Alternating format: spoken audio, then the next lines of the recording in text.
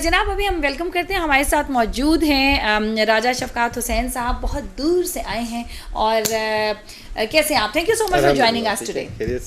जी, बात हो रही है रियल एस्टेट सेक्टर की, और ऑब्वियसली आपका भी माशाल्लाह से बहुत ज़्यादा बैकग्राउंड है। तो हम अभी तो बात कर रहे थे कि क्या क्या मसाइल हैं और ये मसाइल क्यों, उनके कुछ वजूहात भी तलाश कर रहे थे। आपसे मेरा ये सवाल होगा कि क्या कोई वे फॉरवर्ड है? आई मीन लाइक अभी सादात साहब तो बहुत पॉजिटिव, एक वो कह रहे हैं ना कि कहते हैं ना कि आप think positive, think on the positive side of the whole picture. तो can you just show us a little bit more of the positive side of the picture कि क्या चीज़ है, आगे हम उम्मीद अच्छी रखें, जो इन्वेस्ट करना चाह रहे हैं और डरे हुए हैं उनको क्या पैगाम देना चाहेंगे आप? सबसे पहले थैंक यू, और थोड़ा सा लेट होने के लिए भी। आपने बड़ी अच्छी बात की। देखें, हमेशा हर चीज़ के प्रॉन्स एंड कॉन्स होते हैं। बिल्कुल। तो आपको हमेशा पॉजिटिव साइड पे सोचना चाहिए, क्योंकि जब आप पॉजिटिव सोचते हैं तभी आप पॉजिटिव कुछ क्रिएट कर पाते हैं।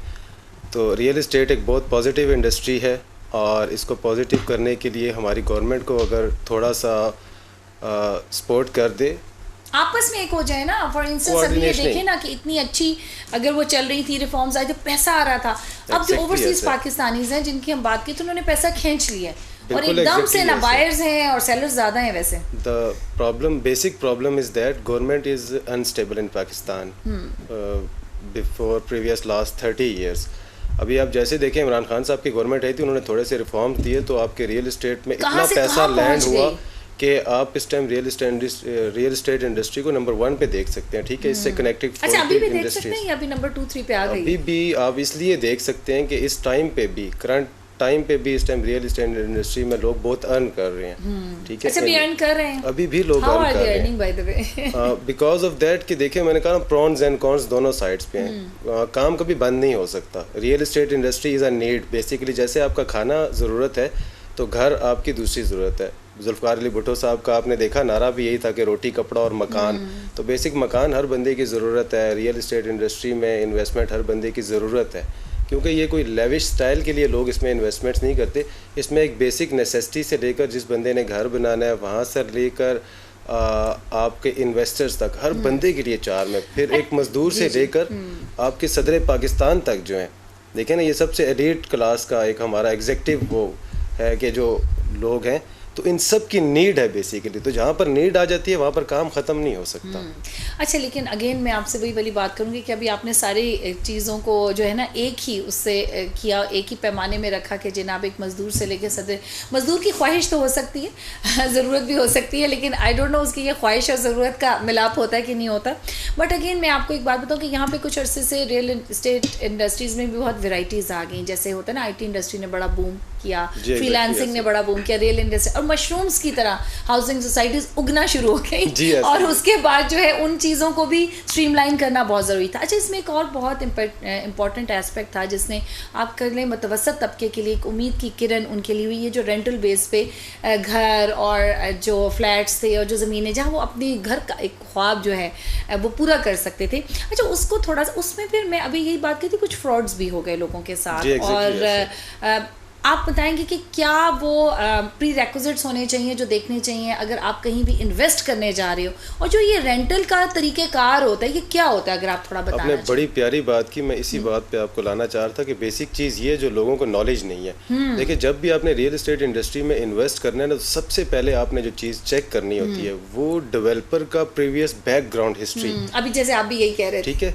ये फर्स्ट स्टेप होता है बेसिकली। जैसे आप देखिए ना, रिसर्च में जाते हैं तो ABC एक चीज़ें होती हैं कहाँ से, तो आपने सबसे पहले डेवलपर की जो बैक हिस्ट्री है वो देखनी होती है। कहाँ से चेक होगा? ये रिकॉर्ड आपके पास इदारे अवेलेबल हैं, इदारे चेक करके दे सकते हैं। इदारों की अपनी हिस्ट्री कहाँ से? आई मीन हिस्ट्री तो गूगल हम करेंगे, वो उसी इदारे ने अपनी हिस्ट्री छापी होगी। देखिए, तो गूगल की हिस्ट्रीज पे नहीं आपने जाना। गूगल्स में भी वो बंदा उतनी हिस्ट्रीज नहीं डाल सकता। उसने प्रीवियस कोई 5 प्रोजेक्ट 6 प्रोजेक्ट डिलीवर किए हैं, तो वो डालेगा। तो उसको जब आप मजीद रिसर्च करेंगे तो आपको पता चलेगा कि उन्होंने किस सेंस में उसको डिलीवर किया था। ठीक है, फिर गवर्नमेंट्स के बहुत सी वेबसाइट्स हैं, वहाँ पर अवेलेबल्स होती हैं इनकी चीज़ें सारी।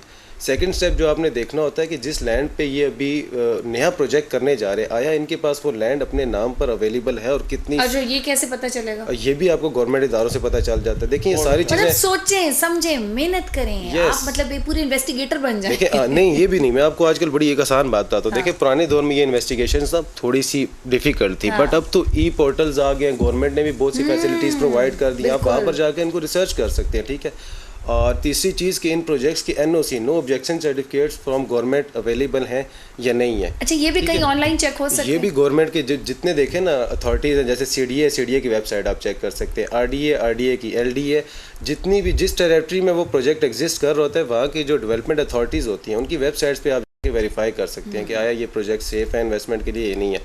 और इससे भी और मेन इंपॉर्टेंट पॉइंट आपको बता देता हूँ कि देखिए, आप जब इन्वेस्ट करने जाते हैं ना किसी भी प्रोजेक्ट में, आप एक दफ़ा जाके उस प्रोजेक्ट की मैनेजमेंट से मुलाकात कर लें या जो उन्होंने अपने रिप्रेजेंटेटिव रखे हैं उनसे आप मुलाकात कर लें। रिप्रेजेंटेटिव्स तो बहुत ही अच्छे होते हैं ना, बड़े एग्जैक्टली ऐसा है कि बस हम ही हैं और हमारे बगैर कुछ भी नहीं है, मतलब दुनिया खत्म हो जाएगी। बस ये आपने बेसिक पॉइंट बता दिया कि जब वो बताएं आपको तो उस टाइम आप उनके पॉइंट्स नोट करें, उन पे आके रिसर्च करें तो आपको सारे प्रॉन्स एंड कॉन्स बाहर आ जाएंगे कि यार इनमें आपको इन्वेस्ट करना चाहिए या नहीं।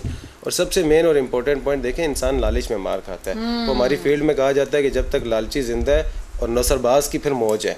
ऐसे ही है। ठीक है, तो आपने नौसरबाजों से बचने के लिए ना लालच में नहीं जाना। ठीक है, सस्ता रोए बार बार महंगा रोए एक बार। ठीक है, तो कुछ फील्ड की थोड़ी सी रिसर्च होती है जो करने के बाद आपको जाना पड़ता है। और हमारी फील्ड में जो यूथ है या लोग हैं वो ज़्यादातर इसलिए भी नहीं आते कि वो सोचते हैं शायद ये टिपिकल पुराने स्टाइल पे आज भी इंडस्ट्री वर्क कर रही है।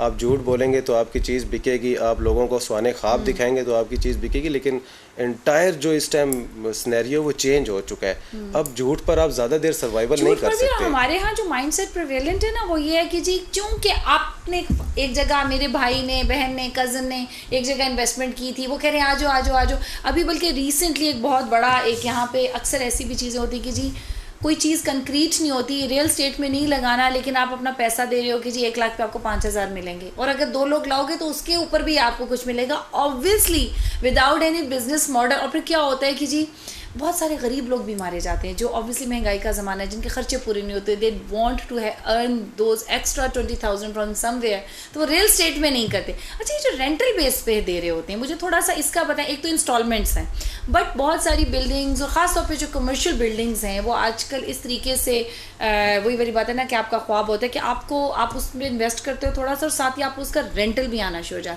जी लास्ट मैसेज जनाब, कुछ जाते जाते कुछ आप इम्पॉर्टेंट कोई चीज़ बताना चाहें, कोई चीज़ जो रह गई हो? वैसे तो बहुत कुछ रह गया, इंशाल्लाह will keep on delivering good मतलब नॉलेजेबल और कुछ एस्पेक्ट्स हम लाएंगे आपके लिए, लेकिन आप जाते जाते क्या कहना बस मैं एक की जगह 2 मैसेज दूंगा, एक गवर्नमेंट के लिए, एक आवाम के लिए। सही। सबसे पहले तो गवर्नमेंट के लिए मेरा ये मैसेज है कि इस इंडस्ट्री को like Dubai based proper registered करके इसके एक SOPs डिज़ाइन करके इसको रेगुलाइज करके इसकी इम्प्लीमेंटेशन की जाए।